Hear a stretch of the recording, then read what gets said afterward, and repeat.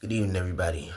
Welcome to another episode of Keeps Boxing Gym Talk. I'm K-Rob216. Thank you for tuning in. I have been on here about a few days, so it's time for an update.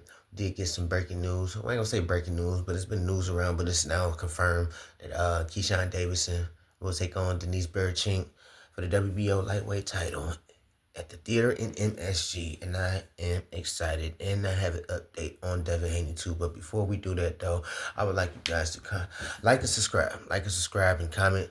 Like I said it over and over again. I'm trying to build my brand. I've been happy with the last few videos, and the reception I've been getting. So, yeah, man. In February, set in stone, February 14th, I want to believe.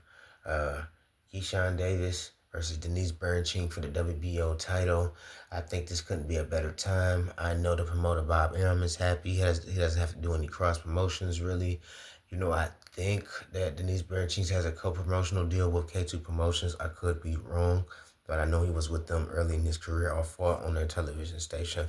But I'm excited for this. I think Keyshawn Davis deserves to be a champion. He deserves to be in the mix. He's an Olympic silver medalist. He's proved that he has what it takes. Man, he's been doing very, very, very good, especially his last few outings against power punchers, and now he handled them. Was that Miguel Modino, I think? A lot of prospects would have folded with the type of pressure that he was trying to bring. But Keyshawn Davidson, though, man, he held his composure, man. He finished that fight with a decision victory. That was a hard-charging dude. He only knew one way, and that was to go and to fight, and he had a hell of a chin. And Keyshawn Davidson proved himself, man. Denys Berinchyk, we seen what he did with Emmanuel Navarrete his last fight. That was a good fight. Some people said it could have went either way. But nonetheless, though, he did earn his right to fight. And he got himself a championship belt. And so, I'm happy to see this fight. Me personally, I'm going for Keyshawn Davidson. I think Keyshawn Davidson stops him in the late rounds.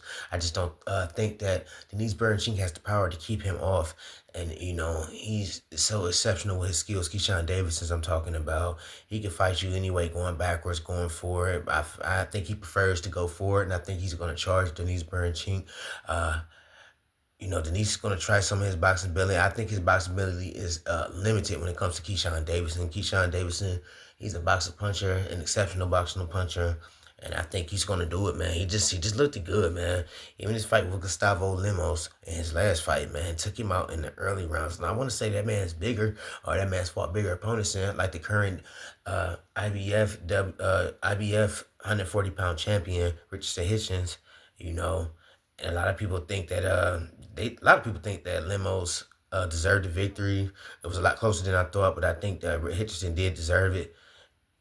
But you put him in there with Keyshawn Davidson, and you see the different levels. And I want to say Keyshawn Davidson is smaller, and he got him out of there in like 2 or 3 rounds. Man, he's impressive. So I'm definitely rooting for him. The lightweight, and then he's in a stacked lightweight division with Shakur being the WBC champion, Gervonta Davis being the WBA, and Vasily Lomachenko, a fellow Ukrainian, teammate or whatever you want to call it. And so it's a stacked division. It's a good time to be into the lightweight division, and I think Keyshawn Davis, after this victory, I believe he's going to win. I believe he should be in the mix with having the big fights after that.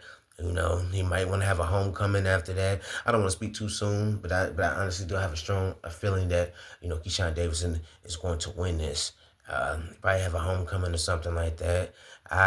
Me being if I was a promoter, the promoter in my head, I would definitely put him in there with Emmanuel Navarrete or something like that, man. Just a crowd pleasing fight, man. Crowd pleasing fight. Had that fight in the summer or something like that. But yeah, maybe I am talking ahead and stuff like that. We never know what happened. One punch can change the fight in any moment. We all know that in the boxing game. But I'm just pretty confident he's going to win that though. So I can't wait. I'll be tuned in at the theater February 14th, MSG. I can't wait. Devin Haney tweeted a few days ago that he'll be back in March. I don't know if he's going to be back in March. We'll see. Everybody says that they speak too soon before it gets confirmed. But we know that he's going to come back this year. I'm definitely, I can't wait to see his mindset after texting the cancer about 3 times with his The loss that got turned into a no contest last year because Ryan Garcia tested positive. Um, I want to see how he reacts after being on the ground, after being embarrassed like that in front of millions of people watching at home and thousands in attendance. So I want to see that. Some comeback fights. I'm pretty sure they're not gonna get somebody too low level.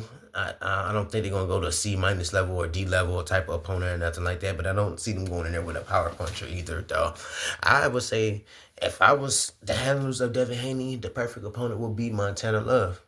Montana Love. He's coming off a couple losses. I think he has 9 KOs. Uh, yeah, I'm pretty sure that Montana Love wants to prove himself. I have Haney winning that fight, have him winning it by decision, maybe even a knockout. But it'll be a good fight for Devin Haney just to see where he's at right now. I mean, because all the talk about the Tiafimos and Tank Davisons and stuff like that, get you a couple wins under you first. Or do what Tim Bradley said. Tim Bradley said, go back to your roots and go back to Mexico and fight. I doubt if that happens. I think we all know that's not going to happen. He's not going to be fighting in Mexico. He's going to be fighting in America. So that's why I say the best fight for him would be Montana Love right now. Man with that much power, not that much power. He's coming off a couple of losses. I think a brutal knockout to Liam Puro, if I'm not mistaken. But it'll be a chance for them to prove themselves. Who wants it more? Challenge themselves. Y'all both coming off losses, hard losses. Let's see, who wants it more. So I'll definitely be tuned in to see that too. It's just a lot of stuff going on in the 135-pound, 140-pound division. Anybody can fight. It's just a 5-pound weight advantage. I would like to see that. The Devin Haney thing, Montana Love, to be a good victory for him, and then he can go on to bigger and better things. Though I think it's mandatory. Well, I want to say he's the champion in recess, according to the WBC rankings. I know Sandon Martin's #1 rated.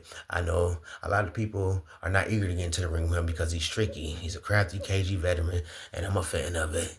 I like boring. Y'all call it boring. I call it a blessing to sit there writing TV and watch art like that. So.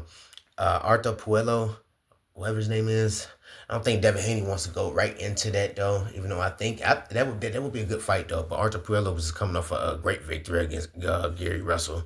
A great victory. I was impressed with him. I want to see some more of him. I can't wait. But we haven't seen him in the ring in a long time. So a lot of things going on 140-pound divisions. But like I said, Devin Haney, he made that statement, he made that tweet that he was coming back in March or whatever, so that's what I want to talk about.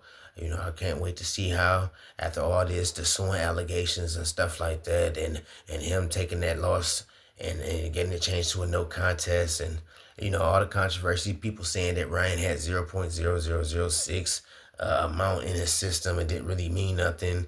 But y'all tend to forget about the weight. He was 143 pounds too, man. Y'all have to think about that. So y'all got to give him credit for even sticking it out in that fight with the man that had a banned substance in his system and was overweight like that. So y'all have to, for the people that were just saying, oh yeah, he was gonna lose anyway and stuff like that. He had a real big disadvantage to me, if you ask me, in his last fight against Ryan Garcia. But we want to see after all them hooks and stuff like that. Is he gonna work on that? Is he gonna give Ryan Garcia a rematch?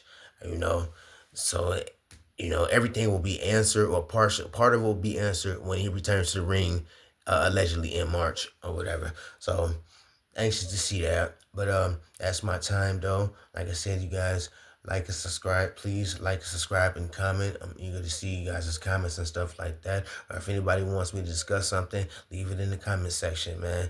And that's my time. You guys have a good night, and I will do the same thing.